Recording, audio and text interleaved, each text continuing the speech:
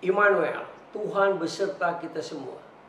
Kembali berjumpa dengan saya, Pendeta Jonathan F. Pulalan, pada hari Jumat, tanggal 10 Mei tahun 2024. Mari kita minta pertolongan Roh Kudus untuk pembacaan dan pemberitaan firman. Mari berdoa. Tuhan Yesus, kami sangat membutuhkan Roh Kudus pada waktu hamba membacakan firman-Mu dan menyampaikan firman-Mu. Dan para pendengar yang mendengarkan firman Tuhan, Tuhan juga urapi kuasa Roh Kudus-Mu. Terima kasih Tuhan, berfirmanlah karena kami sudah siap untuk mendengarkan firman-Mu. Dalam nama Tuhan Yesus, Gembala kami yang sangat baik, Juru Selamat kami, kami berdoa. Amin. Mari kita baca firman Tuhan yang diambil dari Kisah Para Rasul pasal 1 ayat 6 sampai 11. Namun saya akan membacakan ayat 9 sampai dengan ayat yang ke-11. Firman Tuhan mengatakan demikian. Yesus terangkat ke surga.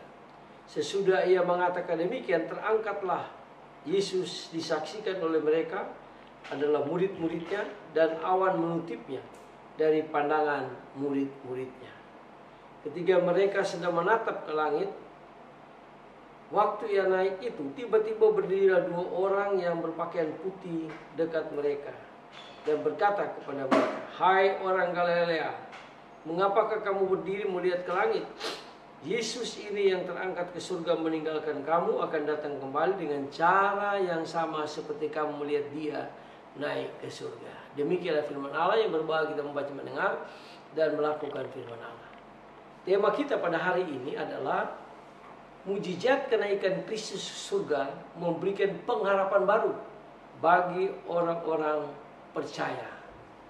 Nah, saudara-saudara yang saya kasih dalam Tuhan Kristus, dengan kenaikan Kristus ke surga, orang percaya mendapat pengharapan baru.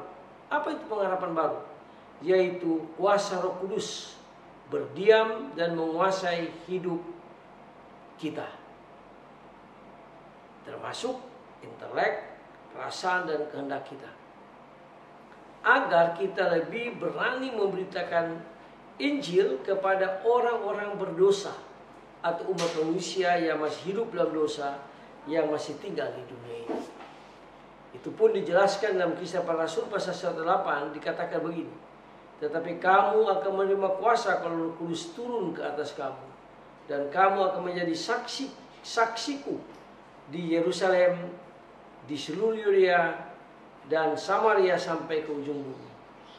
Lalu di dalam 2 Petrus 3 ayat 9 Tuhan mengatakan Tuhan tidak lalai menepati janjinya, sekalipun ada orang yang menganggapnya sebagai kelalaian, tapi ia sabar terhadap kamu karena ia menghendaki supaya semua orang berbalik dan bertobat.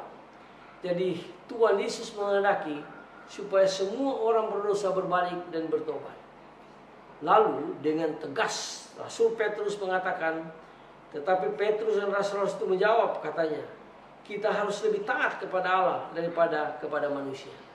Jadi pada waktu Petrus dihalang-halangi oleh orang Yahudi untuk memberitakan Injil, lalu dipilih mau taat kepada Tuhan atau taat kepada manusia. Petrus dan Rasul-Rasul mengatakan, kami akan taat kepada Tuhan Yesus yang mengutus kami untuk memberitakan Injil.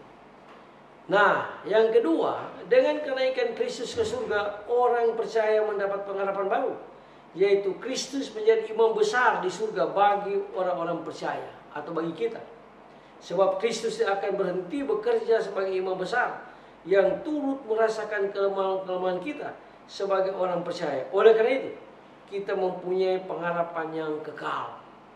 Pengharapan itu adalah saut yang kuat dan aman bagi jiwa kita. Itu dijelaskan dalam Ibrani pasal 6 ayat 19-20. Pengharapan itu adalah saut yang kuat dan aman bagi jiwa kita, yang telah dilabuhkan sampai ke belakang tabir, di mana Yesus telah masuk sebagai perintis bagi kita ketika ia menurut peraturan Melkisedek menjadi imam besar sampai selama-lamanya. Kita bersyukur karena kita memiliki imam besar, yaitu Tuhan Yesus. Dia mendoakan kita dari surga supaya kita terus dipakai Tuhan secara luar biasa. Dan kita yang menjadi imamat rajani, yaitu saling menegur seorang percaya dan orang percaya yang lain. Karena selaku tubuh Kristus, kita harus saling menegur, saling menasihati, saling mengasihi, dan saling mengampuni.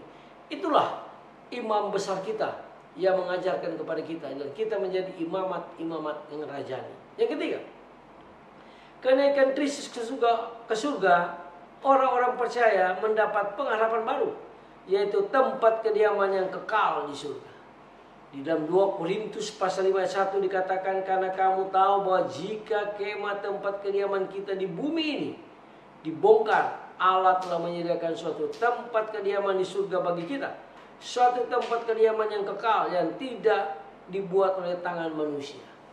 Jadi kita mendapatkan satu tempat yang baru. Kalau ini terjadi gempa bumi, semuanya dunia kiamat, maka kita sudah punya tempat kediaman di surga yang sudah disediakan oleh Tuhan Yesus. Itu pun dijelaskan di dalam Yohanes pasal 14 ayat 1 sampai dengan 3. Yang mengatakan, janganlah gelisah hatimu, percayalah kepada Allah, percayalah juga kepada Kristus. Di rumah Bapakku banyak tempat tinggal. Jika tidak demikian, tentu aku mengatakannya kepadamu. Sebab aku pergi ke situ, yaitu ke surga, untuk menyediakan tempat bagi kita. Dan apabila Yesus telah pergi ke situ dan telah menyediakan tempat bagi kita, aku akan datang kembali dan membawa kamu ke tempatku, supaya di tempat di mana aku berada, kamu pun berada. Jadi kita punya pengharapan baru, hidup kekal bersama dengan Kristus di surga. Itulah sebabnya marilah kita memberitakan Injil, yaitu Injil Kerajaan Surga, Injil Tuhan Kristus, di mana Kristus sudah pulang ke surga. Dia sudah lahir, dia mati, dia bangkit, dia pulang ke surga, menyediakan tempat bagi kita. Dan Kristus berjanji akan datang kembali mengangkat kita semua. Terpujilah Kristus dari kekal masa lampau, masa kini, sampai pada kekal yang akan datang. Mari kita tunduk kepala, kita berdoa. Tuhan Yesus, terima kasih karena dengan kenaikan mujizat, kenaikan Kristus ke surga, kami sebagai orang yang pengikut Kristus mendapat pengharapan baru, yaitu kami akan tinggal selamanya bersama Kristus di surga yang kekal. Terima kasih Tuhan Yesus, pakailah kami untuk memberitakan Injil Kerajaan Kristus kepada orang-orang yang belum bertobat, kepada orang-orang yang masih hidup dalam dosa. Dengarlah doa kami Tuhan Yesus, ampuni dosa kami dalam nama Yesus, Tuhan dan Juru Selamat kami, penebus dosa kami, Gembala kami yang sangat baik, kami berdoa mengucap syukur. Haleluya, amin. Terpujilah Kristus, sampai kita berjumpa di kesempatan yang lain.